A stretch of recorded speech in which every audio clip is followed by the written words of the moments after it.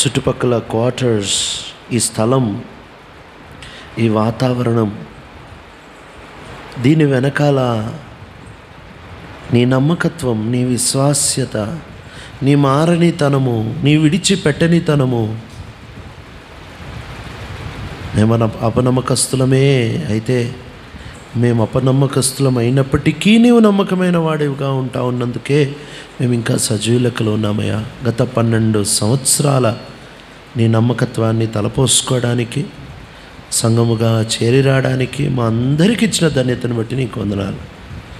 దాసుని వ్యక్తిగత జీవితంలో, కుటుంబ జీవితంలో, మౌంట్ హెర్మోన్ సంఘములో నీ విశ్వాస్యతని కీర్తించి ఆరాధిస్తూ ఉంటున్నాను.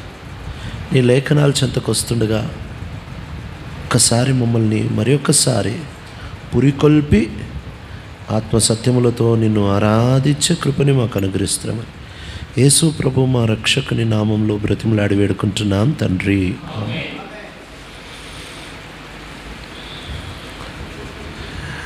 అనేక మార్లు ఆరాధన అంటే ఏదో మనం ప్రభుకి చేసేదో ఇచ్చేసేదో అనుకుంటాం. కానీ బైబిల్లో మనం చదివితే ఒక మాట చదువుతాము. యోహాను సువార్త బాగా పరిచయమైన మాట, ఆరాధన అనగానే ఆ మాటే చదువుతాముగా. యోహాను సువార్త 4వ అధ్యాయానికి వస్తున్నాం. యోహాను సువార్త 4వ అధ్యాయము 23వ వచనము. జాగ్రత్తగా ఒకరు చదువుతారు, మీరు వినండి. ఆ తర్వాత ఒక ప్రశ్న అడుగుతాను, జవాబు చెప్పండి. యోహాను సువార్త 4వ అధ్యాయము 23వ వచనం చదువుతారా?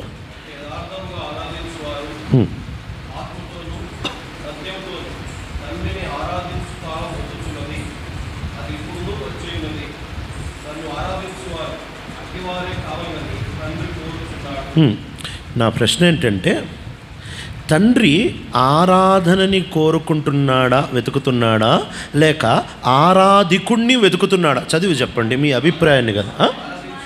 ఆరాధించువాణ్ణి వెతుకుతున్నాడు. ఇది చాలా ఇంపార్టెంట్ అండి. దేవుడు ఇంగ్లీష్లో అయితే చాలా క్లియర్గా ఉంటుంది. ఒకసారి చదువుతాను ఇంగ్లీష్లో.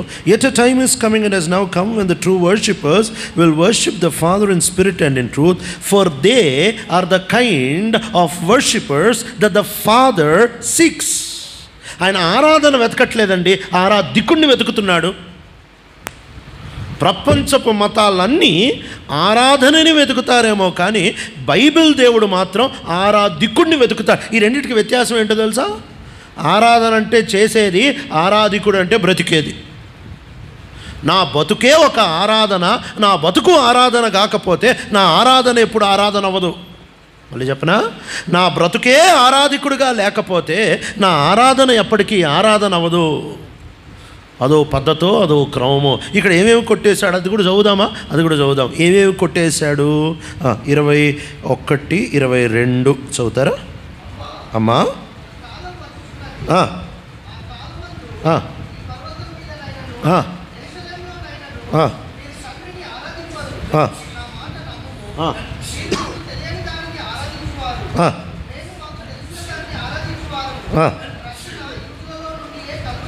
చాలండి.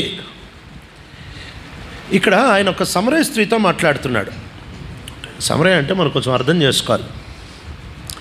ఇశ్రాయేలు దేశము, ఉత్తర ఇశ్రాయేలు, మధ్యలో సమరయ, కింద దక్షిణ ఇజ్రాయెల్. ఉత్తర ఇస్రాయెల్లో ఉండే మేజర్ జిల్లా గలిలయ. యేసు ప్రభు అక్కడే ఆ ప్రాంతం. నార్త్ ఇస్రాయెల్లో గలిలయ ఉంటుంది. దక్షిణ ఇస్రాయెల్లో యూదయ అంటారు కదా, ఆ ప్రాంతం అంటే యెరూషలేము, బెత్లెహేము, ఇవన్నీ యూదయ ప్రాంతం. మధ్యలో సమరయ. ఈ యూదయ ప్రాంతంలో యూదా గోత్రం, బెన్యామీను గోత్రం, సగం లేవీల గోత్రం, 2.5 గోత్రాలు ఈ దక్షిణ ఇస్రాయెల్లో ఉండేవాళ్ళు. ఈ సమరయులు బాగా మిశ్రిత జనం అయిపోయారు. అంటే బయటోళ్ళు మిగిలిన 10 గోత్రాలతో బాగా కలిసిపోయారు. అసలు వీళ్ళు ఇస్రాయెల్లా కాదా అనే డౌట్లోకి వచ్చేసారు.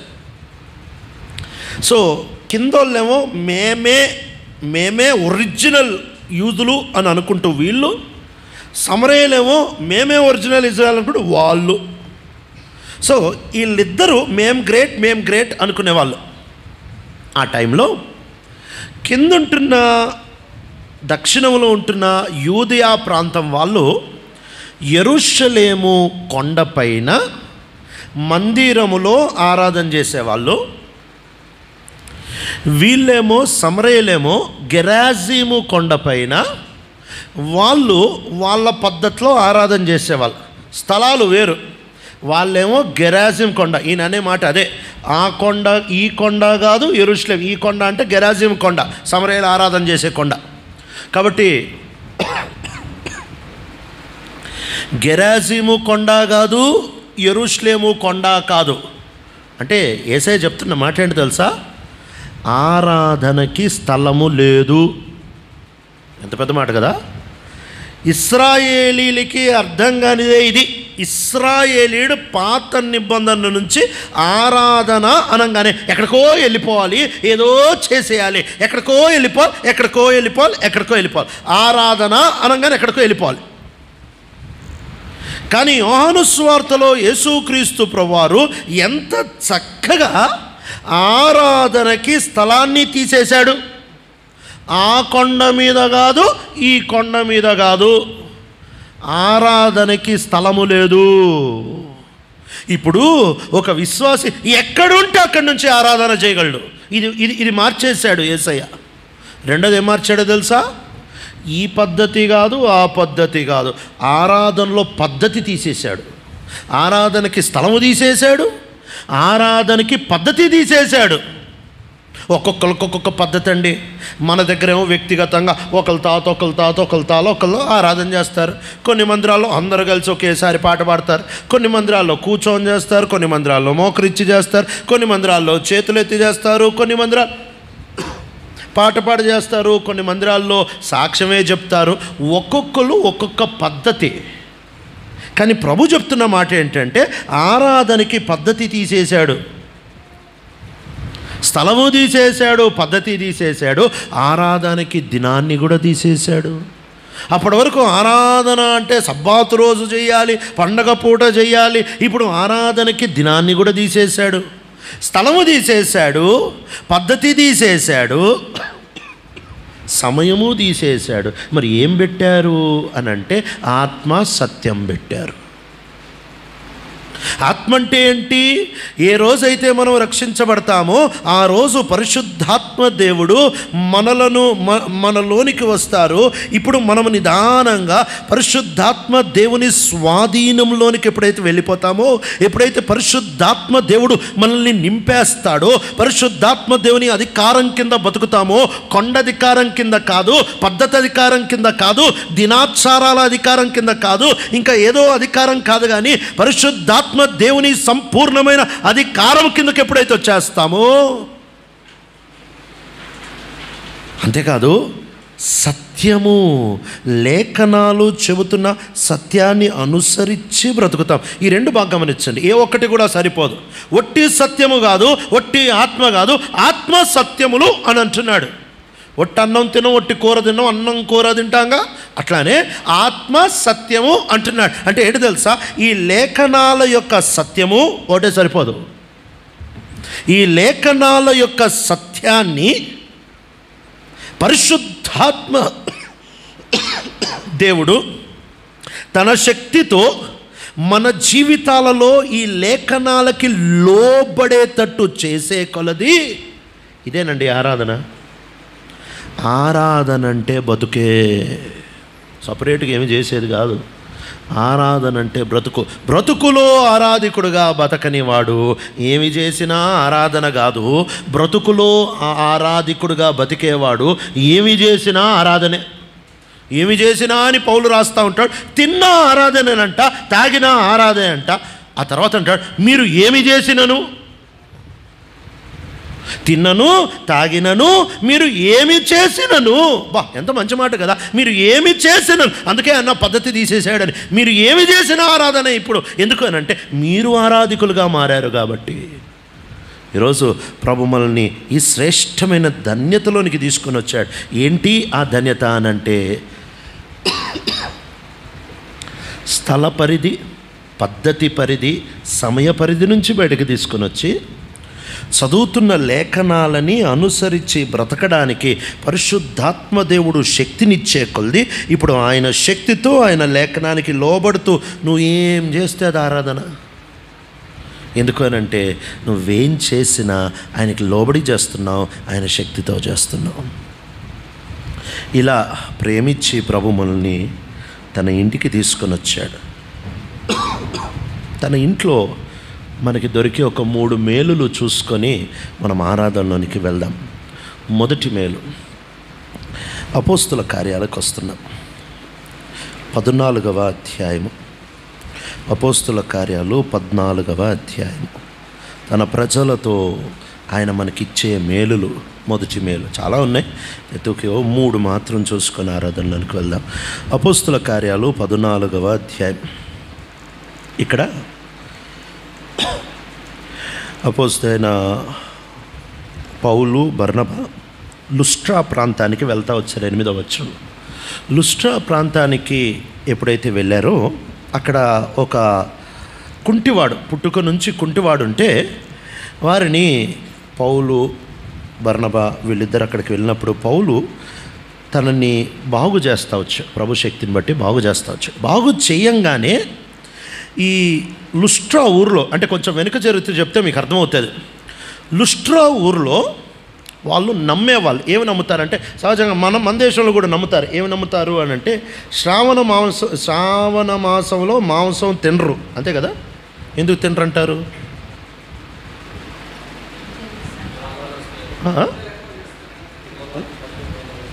పశువులకి రోగాలు వస్తాయని తినరా?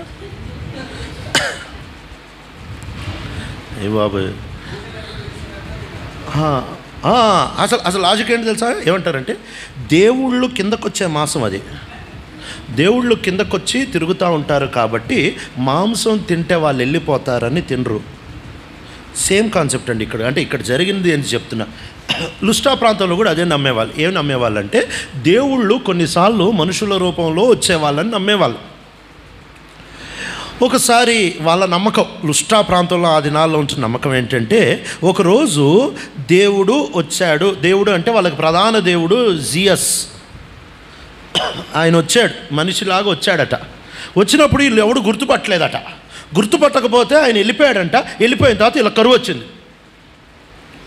ఆ రోజు నుంచి వీళ్ళు ఒరే ఆయన వచ్చాడు రా దేవుడు, మనం గుర్తుపట్టలేదురా, అందుకే మనకు కరువు వచ్చింది అని, ఇంకోసారి వస్తే మనం ఆయన వదలకూడదు అని చాలా జాగ్రత్తగా ఆయన కోసం ఎక్కడ దొరుకుతాడా అని చూస్తున్నారు. ఎందుకంటే ఒకసారి వచ్చాడు, వీళ్ళు గుర్తుపట్టలే, ఆయన వెళ్ళిపోయాడు, కరువు వచ్చింది కాబట్టి ఈసారి ఎక్కడైనా దొరుకుతాడా అని వీళ్ళు భలే చూసేటప్పుడు ఆ టైంలో పౌలు, బర్నబాలు వచ్చారు.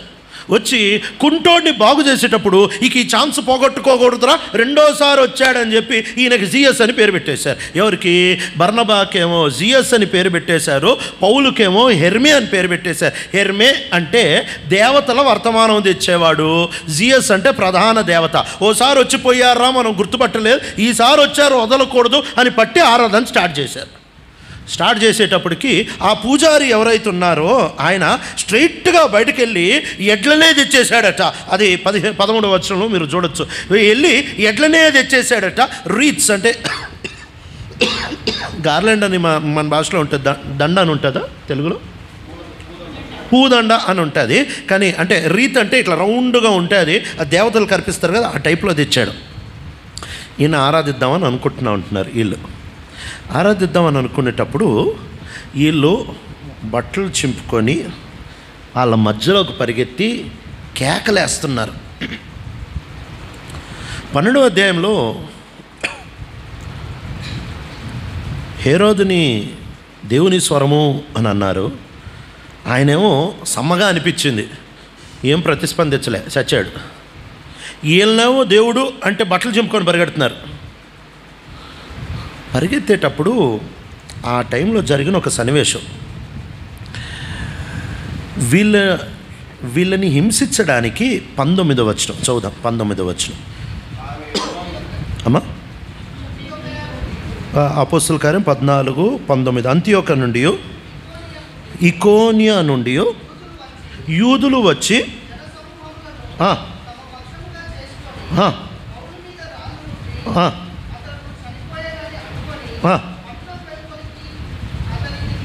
చాలండి.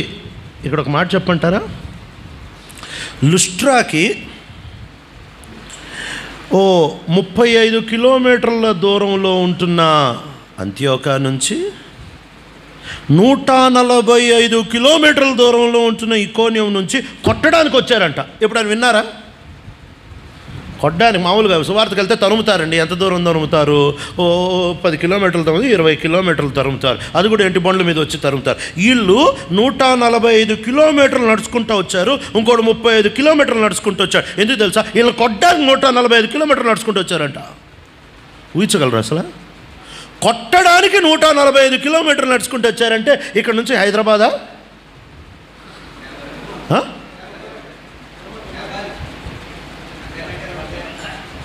డబులా? హైదరాబాద్ పోయి వచ్చేదా? కొట్టడానికి హైదరాబాద్ పోయి వస్తాడు నడుచుకుంటే ఎవడన్నా? ఇలా అట్టొచ్చారంట, అట్టొచ్చి కొట్టారంట, కొట్టిచ్చారట.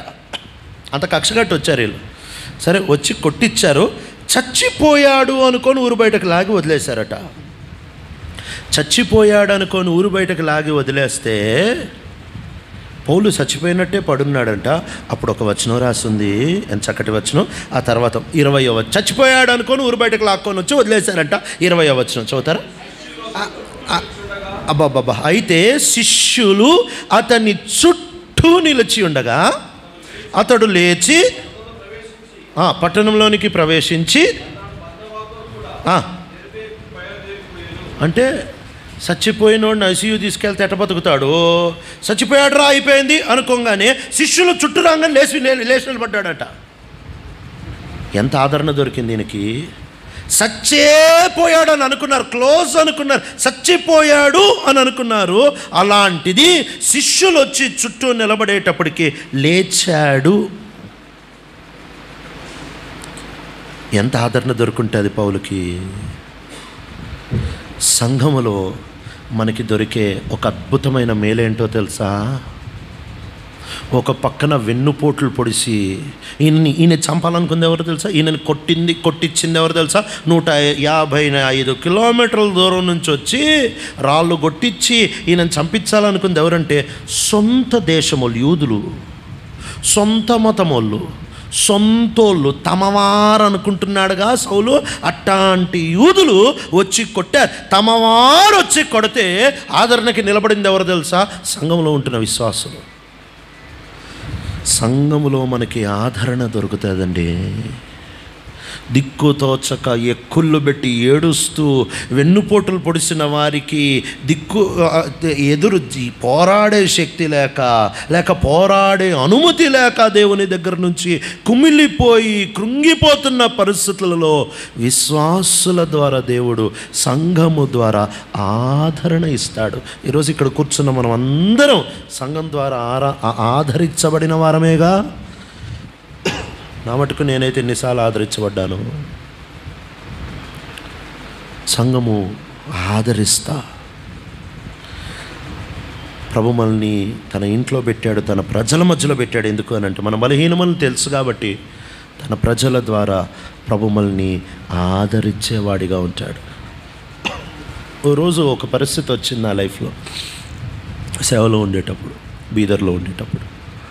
ఆ పరిస్థితికి సేవ మానేద్దామని డిసైడ్ అయిపోయి మా పెద్దలందరినీ పిలిచి కూర్చోబెట్టి చెప్పా, నేను సేవ చేయడానికి యోగ్యుడిని కాదు, నా వల్ల కాదు, నేను వెళ్ళిపోతున్నాను, నేను లగేజ్ సర్దుకుంటున్నా, వెళ్ళిపోతున్నా, నా దగ్గర చదువుకున్న సర్టిఫికెట్ ఉంది, నేను మళ్ళీ ఉద్యోగం చేసుకుంటా, నేను సేవ చేయను అని చెప్పి వాళ్ళకి చెప్పి, ఈరోజు నుంచి మీరు మందిరం నడిపించుకోండి, నేను వెళ్ళిపోతున్నా అని మొత్తం బ్యాగ్ సర్దేసుకొని వాళ్ళకి చెప్తే వాళ్ళు లేదన్నా వాళ్ళు ఎంత చెప్తున్నా ఇంట్లో, నేను డిసైడ్ అయిపోయానన్నా, నేను వెళ్ళిపోతున్నాను, మనకు సెట్ కాదు ఈ సేవ. ఇంకా వెళ్ళిపోయా. ఆ దినాల్లో ఉట్టి ఏడవడానికి ప్లేస్ లేక ఉట్టి ఏడవడానికే ఒక 150 కిలోమీటర్లు బండి మీద పోయేవాడిని. ఎందుకంటే ఏడవడానికే 150 కిలోమీటర్లు ఏడ్చుకుంటా వచ్చాడు. 300 కిలోమీటర్లు ఏడవడానికే ప్రయాణం చేసేవాడిని. వెళ్ళిపోయా. సంఘం ఏడుస్తూ వచ్చింది, ప్రభా ఏమైంది అన్నకి తినడం మానేశారు, ఏడుస్తున్నారు. 4 రోజుల్లో రికవర్ చేశాడండి. 4 రోజుల్లో రికవర్ చేశాడు. 4 రోజుల్లో మళ్ళీ బండి వేసుకొని వచ్చేసి మందిరం లోపలికి వచ్చా. మందిరం లోపలికి వస్తే మందిరం నిండా జనం. అన్నా మీకోసం ప్రార్థన చేస్తూ ఉన్నాం. అప్పుడు అనుకున్నా, ఇంత కృంగిపోయినోడు 4 రోజుల్లో ఎట్టొచ్చాడ్రా మళ్ళీ సేవకి అంటే సంఘం ఏడ్చింది. ఎన్నిసార్లు విశ్వాసుల ద్వారా మనకి ఆదరణ, సంఘం ద్వారా మనకి ఆదరణ. రెండో ఆశీర్వాదం మత్తయి సువార్తకు వస్తున్నాం. మత్తయి సువార్త 18వ అధ్యాయం. మత్తయి సువార్త 18వ అధ్యాయం 15వ వచనం చదువుతారా? సహోదరుడు నీ ఎడల తప్పితము చేసిన ఎడల నీవు పోయి నీవును అతడును ఒంటరిగా ఉన్నప్పుడు అతనిని గర్దించుము. అతను నీ మాట వినిన ఎడల నీ సహోదరుని సంపాదించుకొంటివి. వినన ఎడల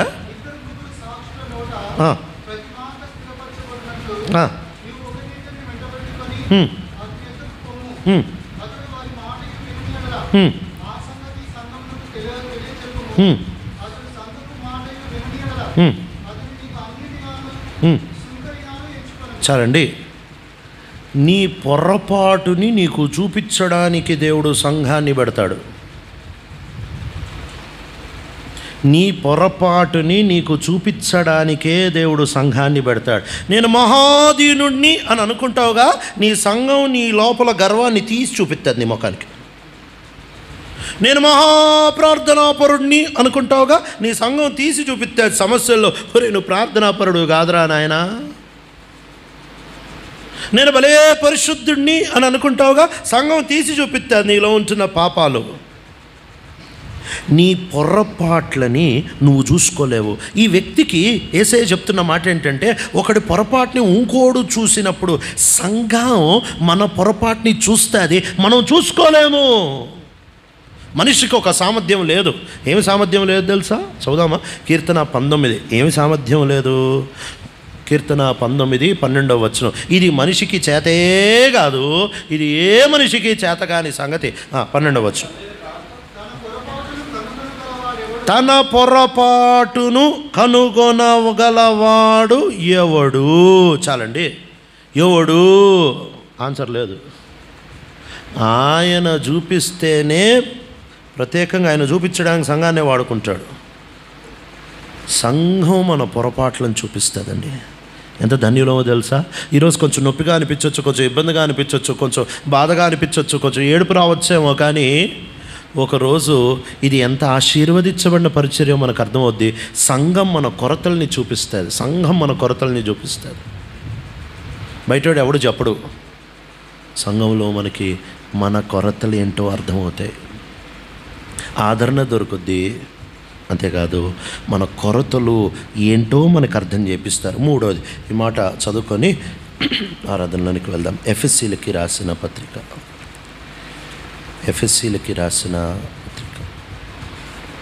3వ అధ్యాయం. ఈ వచనాలు కలిసి ఉంటాయేమో. 18వ వచనములో, అంటే నేను ఇంగ్లీష్లో చదువుతాను, ఆ భాగం మాత్రం తెలుగులో చదవండి. May have power together with all the saints to grasp how wide and long and high and deep is the love of Christ. ఆ ముక్క మాత్రం చదువుతారా? సకల పరిశుద్ధులు, ఆ భాగం అదే వచనంలో ఉంటుంది. ఎఫ్ఎస్సీలకు రాసిన పత్రిక 3వ అధ్యాయం 16 నుంచి మధ్యలో ఉంటుంది అన్నమాట. చదవండి.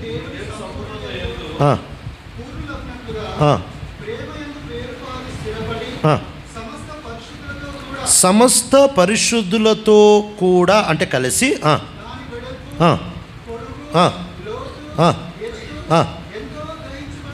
చాలండి, ఇక్కడ తాగుదాం. సంఘం మనకు చేసే 3వ మేలు ఏంటో తెలుసా? యేసుని నీకు అర్థం చేపిస్తారు. నువ్వు ఒక్కడవే ఇంట్లో కూర్చుంటే నీకు అర్థమయ్యే యేసు తక్కువ, ఇంకొకటితో కలిస్తే నీకు అర్థమయ్యే యేసు కొంచెం. అందుకే అంటాడు ఎత్తు, లోతు, వెడల్పు, 3 డైమెన్షనల్ లవ్. ఆయన ప్రేమ, ఆయన ఎవరు అనేది నువ్వు ఒక్కడివే కూర్చుంటే నీకు అర్థం కాదు. పౌలు ఒక్కడికే అర్థం కాలేదు. పౌలు పోయి అపోస్తుల దగ్గర నేర్చుకున్నాడు, అపోస్తులు ఒక్కరికే అర్థం కాలేదు. వాళ్ళందరూ కలిసి వచ్చినప్పుడు అర్థమవుతా వచ్చింది. అందుకే 15వ అధ్యాయంలో వాళ్ళు కౌన్సిల్ పెట్టుకొని మాట్లాడుకుంటే వాళ్ళకి అర్థమైంది. ఈరోజు యేసు గురించి సంఘంలో మనం మాట్లాడుకునే కొలది, మన అనుభవాలు పంచుకునే కొలది, సంఘంతో ప్రార్థన చేసే కొలది యేసెవరో తెలుసుకుంటాము. కావాల్సింది ఒకటేగా, ఆయన ఎవరో తెలుసుకోవడము. ఈ 3 మేలులు, దుఃఖము, బాధ, కన్నీరు, వేదనలో ఉన్నప్పుడు సంఘము మనల్ని ఆదరిస్తుంది. నేను బాగున్నాను అనుకున్నప్పుడు సంఘం మన కొరతల్ని చూపిస్తుంది. యేసుని అర్థం చేసుకోవడానికి సంఘం దినదినము మనకి సహాయము చేస్తూ ఉంటారు. ఇంత అద్భుతమైన సదుపాయం చేసినందుకై ప్రభుని ఆరాధించబద్దులమై ఉంటున్నాం కదా. ఆయన పద్ధతి నుంచి బయటికి తెచ్చాడు, స్థలము నుంచి బయటికి తెచ్చాడు, సమయం నుంచి బయటికి తెచ్చాడు, జీవితమే ఆరాధికుడుగా మార్చేశాడు. ఇప్పుడు ఇక తిన్నా ఆరాధనే, తాగినా ఆరాధనే, ఏమి చేస్తున్నా ఆయనకి ఆరాధన. అంటే తినడం ఆరాధన అని చెప్పట్లేదు, ఆయన తినడం ద్వారా కూడా ఆయనకి మహిమ తీసుకొని రావచ్చు అని చెప్తున్నా. మళ్ళీ తినడం ఆరాధన అనుకుంటా, ఆరాధన చేయాలనుకున్న ప్రతిసారి ప్లేట్లు వేసుకొని తిన్నారు గిన. తినడం ఆరాధన కాదు, కానీ తింటూ కూడా ఆరాధన చేయొచ్చు, తినడం బట్టి కూడా ఆరాధన చేయొచ్చు అంటున్నా. అంటే జీవితం ఆరాధికుడిగా మారితే ఇక నేను ఏమి చేసినా ఆరాధన చేయగలనుగా. అంత ధన్యతలోనికి తీసుకొని వచ్చి కృంగిపోయిన వేళల్లో సంఘం ద్వారా ఆదరించి, గర్వంతో విర్రవీగుతున్న వేళల్లో సంఘంతో దించి, బాగున్న వేళల్లో యేసుని చూపించి ప్రోత్సాహంతో నడిపిస్తున్న యేసుక్రీస్తు ప్రభువారు ఇచ్చిన సంఘమును బట్టి ఆయన్ని ఆరాధించబద్దులమై ఉంచిన ఆరాధనలు అనుకుందాం.